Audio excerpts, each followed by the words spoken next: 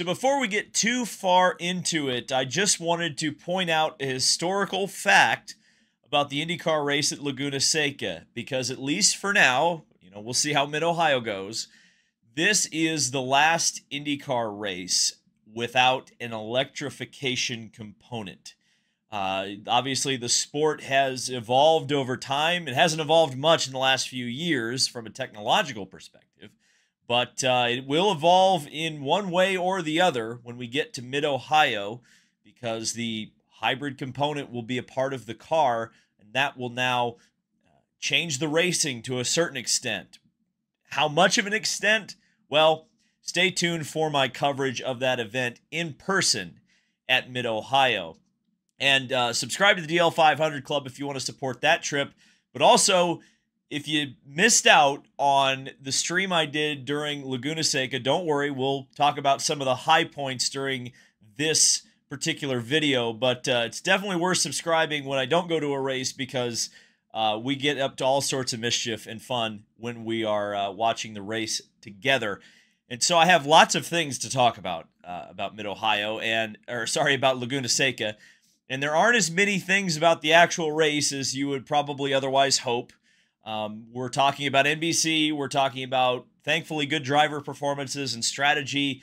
But we're also talking about one of the worst rules in IndyCar that has been a rule for a very long time. I've complained about it for a very long time, but it becomes a problem for a lot of the fan base who maybe doesn't pay as much attention to the races as other people do, but they certainly pay attention to the fact that they have a hate boner for Joseph Newgarden. And so when it comes up, becomes a significant problem. And it's not just the fans, by the way. When the whole penalty or the non-penalty thing when the yellow flag, I don't know why I said a penalty. I thought of Joseph Newgarden. I thought of penalty. Sorry.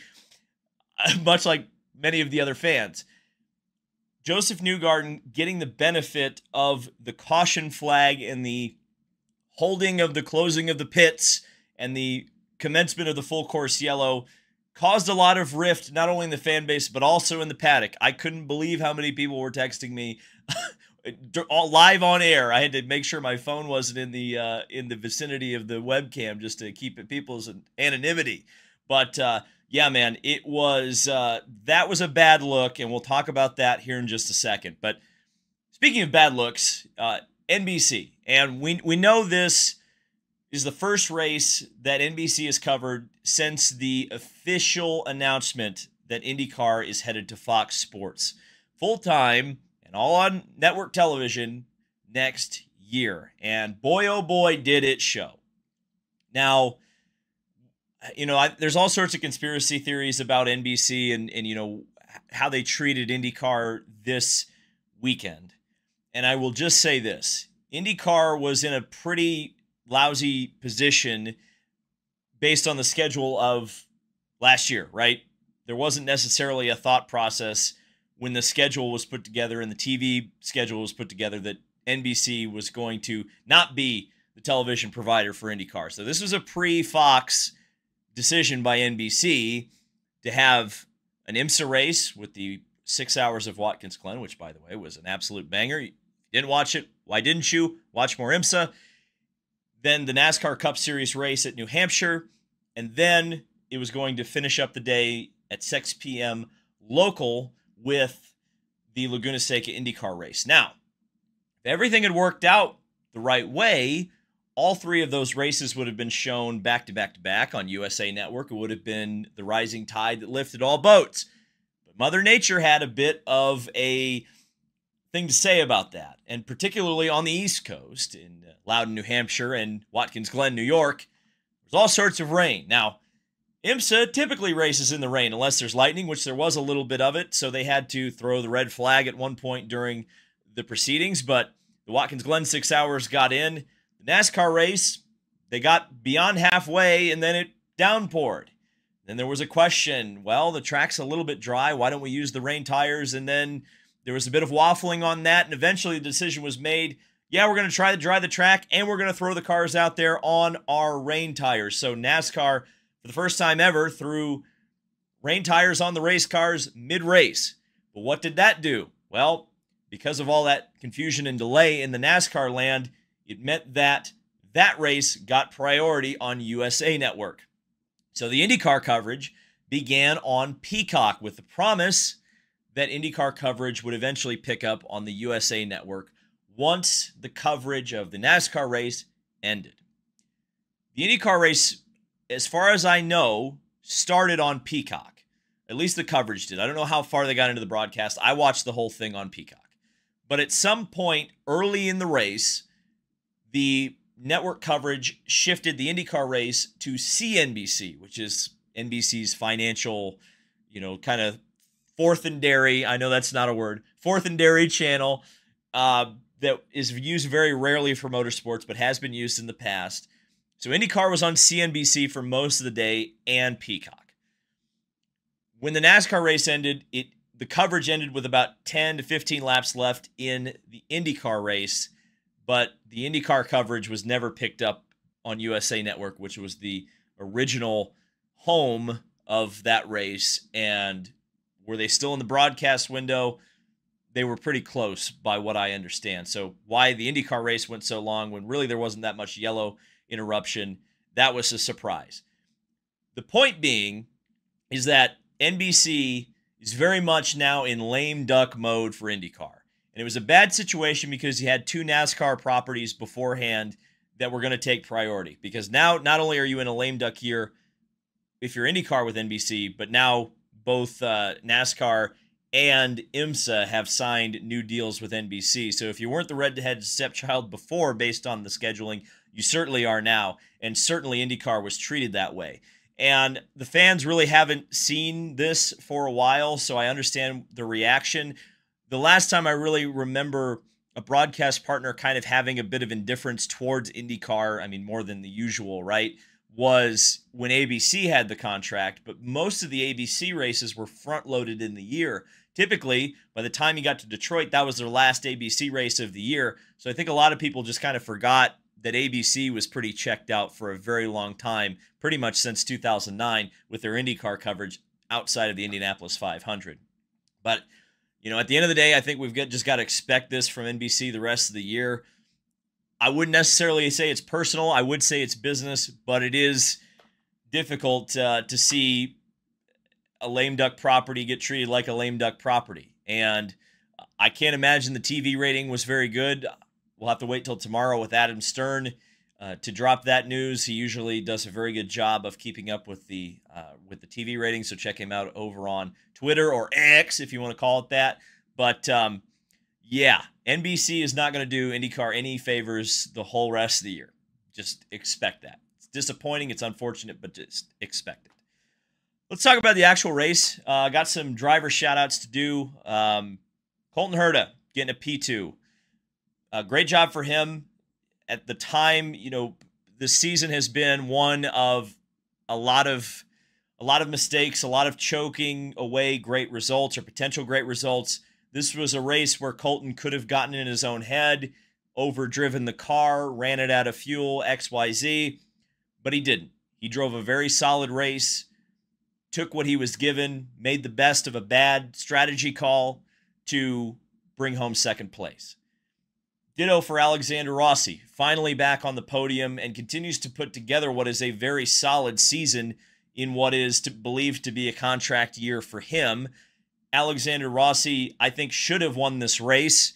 I think, again, the strategy call to pit him off sequence when half of the field stayed out, including most of the back markers. And again, it's hard to foresee that, but for some reason, Barry Wanzer and Alex Palou foresaw that, and they won the race. So, it was a good recovery drive for Alexander Rossi. Good drive for him, I would say.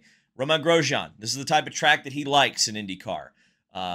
Lots of hills, lots of undulation. I would say this track's kind of similar to Barber in a certain extent, and that's also the track that Romain Grosjean's very good at. So it makes sense that Romain Grosjean picked up a P4 for Juncos Hollinger Racing.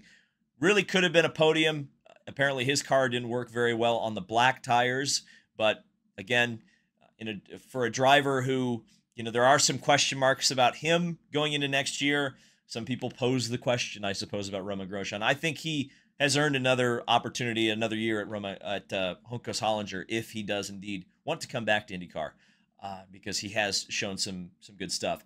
Will Power avoided chaos all day, was off the track at one point, but ultimately comes home 7th, even after getting dive bombed by his own teammate, Scott McLaughlin.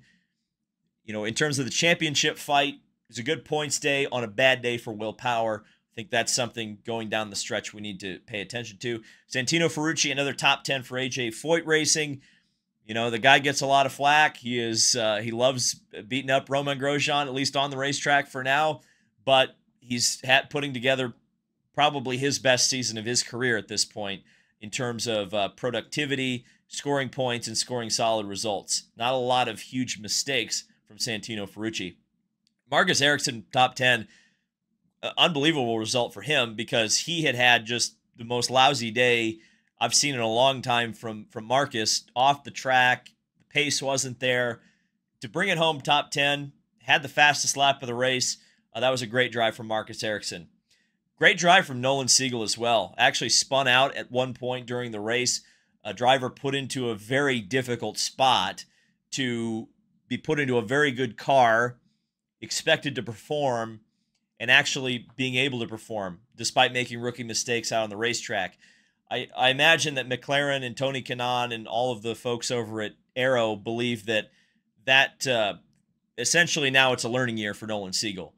You're setting up for 2025. And so, you know, while we might judge him harshly from the outside when he makes mistakes, I think you've got to expect that is now expected on that team. If they are committing to him, he's going to have to get race laps, and sometimes he's going to step over the boundary. But the fact that he stepped over that boundary, found the limit, and still found a top 12 position, I thought was exceptional.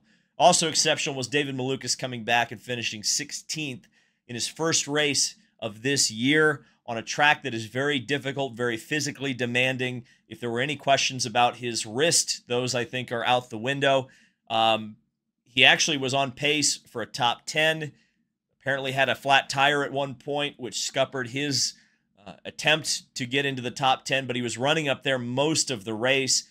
So David Malukas showing pace in that 66 car that has not been seen the entire year, no matter who's been driving it. So I think Malukas and Shank and everybody involved there are quite happy with that arrangement, at least after Laguna Seca. And remember, the ovals are coming up, and David Malukas has been so strong on those, particularly on the short ovals, of which most of the races will race like down the stretch.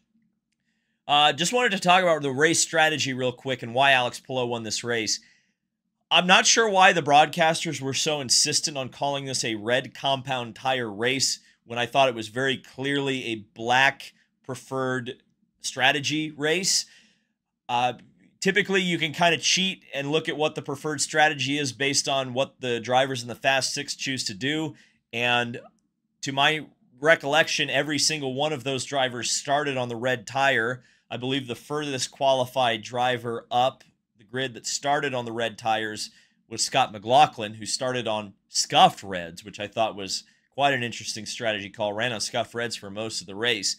But the lion's share of the teams seemed to prefer the black tires, and that's what Alex Palou used so effectively, and used his red stint very effectively as well. Essentially a total push stint for the softest compound tire and the least durable tire, although the red and the black wall tires were very, very similar in terms of pace this race.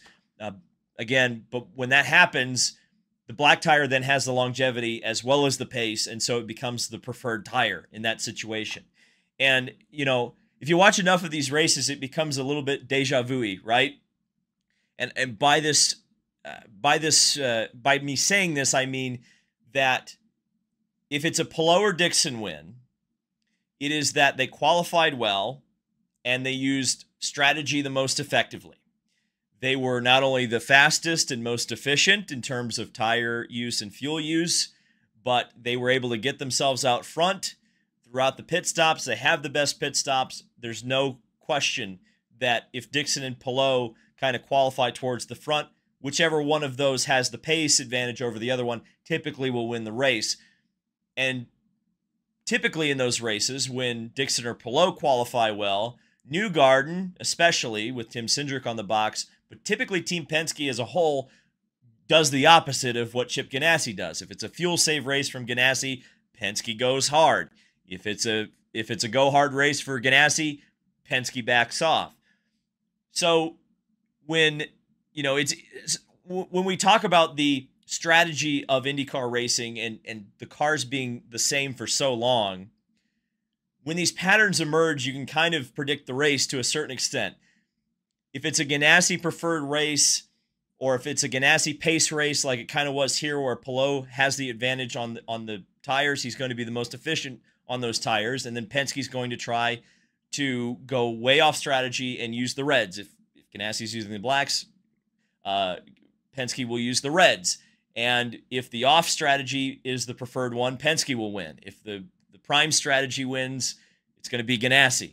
If for some reason that flip-flops and Penske is the fast team, then guess who's going to do a massive fuel save? Scott Dixon, and to a lesser extent, Alex Palou. Those are the two best drivers on the fuel save strategy. And then we'll see pace with Penske versus save with Ganassi. And one of those two teams are always going to win the race. It almost seems like it's always how it is. Maybe the hybrid will change this, but IndyCar road racing is pretty predictable if you know what to look for.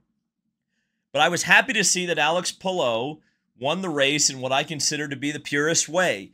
He took the strategy that, yes, required him to make an extra pit stop, but he went hard the entire race, ran fast, ran some of the fastest laps of the race, and won it.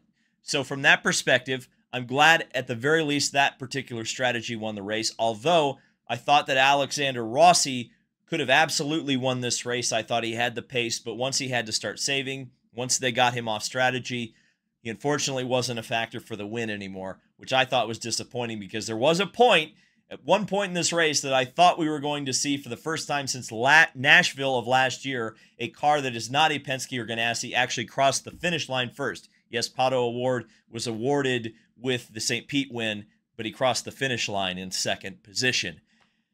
And I suppose we'll talk, since St. Pete came up, and that was when the true Joseph Newgarden hate came up, we'll talk about the caution flag procedure rules very quickly, because this definitely made a lot of people mad, and I understand why it did, because it involved Joseph Newgarden, and optically it was a bad look. However, I feel like I have been very consistent on this.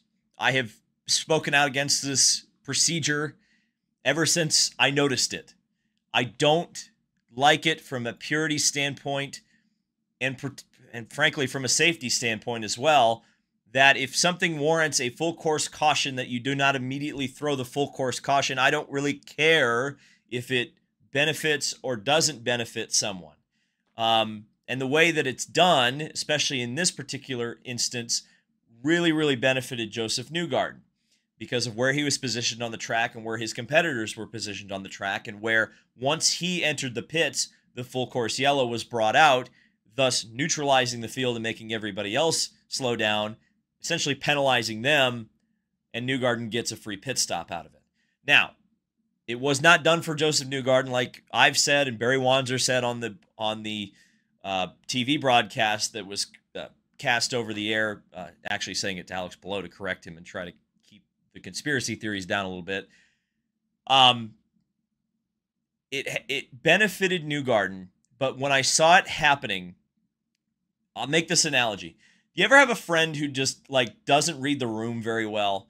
Like, you're hanging out with him and he'll just say something out of pocket and you'll go, "Oh, dude, what were you thinking? Why would you say that in this of all places?"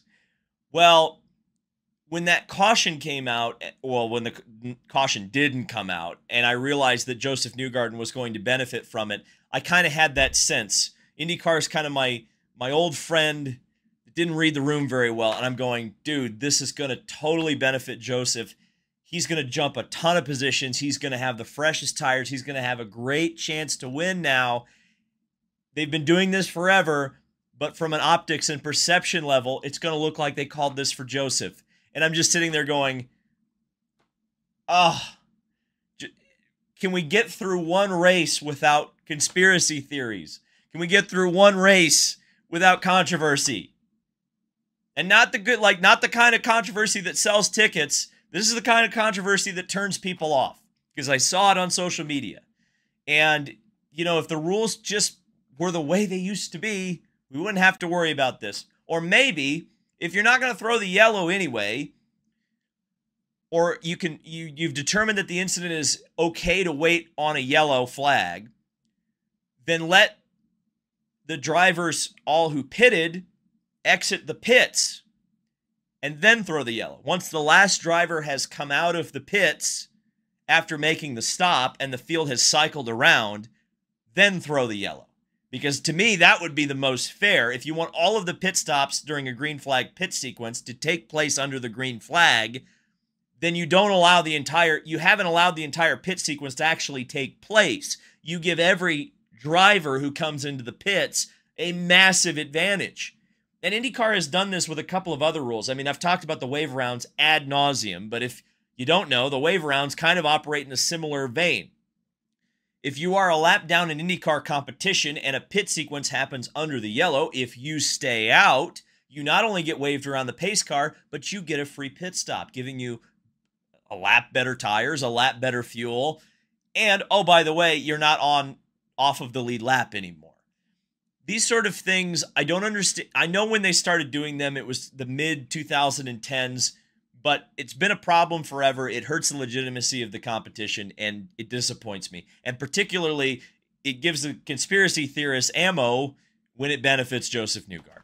So, disappointed about that, but outside of that, I thought it was actually a pretty darn good race. I thought it was compelling that Alex Palou ran a completely different strategy than his competitors and ultimately took the win. Yes, it is one of the 3 drivers who wins most of the races winning again, and that will turn some people off, but I thought it was fairly entertaining.